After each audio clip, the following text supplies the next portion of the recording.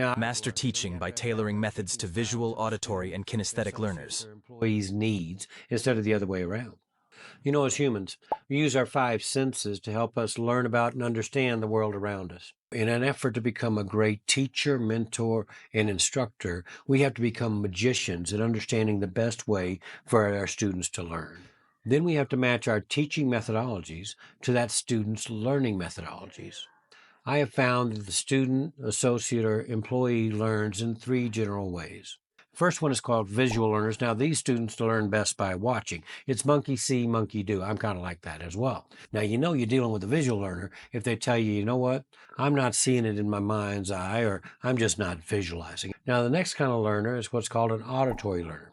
This person learns most by listening. They learn by hearing it and internalizing it and making it their own. Now, you know you're dealing with an auditory learner when they're saying things like, you know, I don't hear you, or this just doesn't sound right. Now, the third type of learner is what we call a kinesthetic learner. Now, these people learn by doing. They have to feel the technique. Now, you know you're dealing with a kinesthetic person when they're saying things like, you know what, this doesn't feel right to me, or I'm just not feeling it. Now, once we understand the different learning styles possible among our students, then we quickly realize that when we're teaching a group of students, there's going to be a mixed bag of auditory, kinesthetic, and visual learners in that group.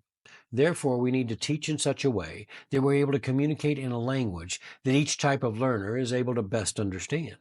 I have found the best way to teach this mixed bag of learning styles is to implement the following. I must first demonstrate the technique that I want modeled and duplicated, and this is for the visual learners. While at the same time, I have to break down and explain the technique while physically demonstrating it for our auditory students. We must then, as a group, walk through the technique together for our kinesthetic students, while at the same time positioning myself so that everyone can see for the visual students. And then remembering to increase the volume of my voice while I'm explaining and demonstrating for the auditory students. And finally, I have learned we're only good at the things that we practice. You know, repetition is the mother of skill, and consistency is the father. We must become masters of disguised repetition in order to keep our classes, seminars, and teachings exciting, productive, and fun. So that brings us back full circle on critical management skill number 2, which is identifying the three types of learners and adapting our teaching style to the student's needs.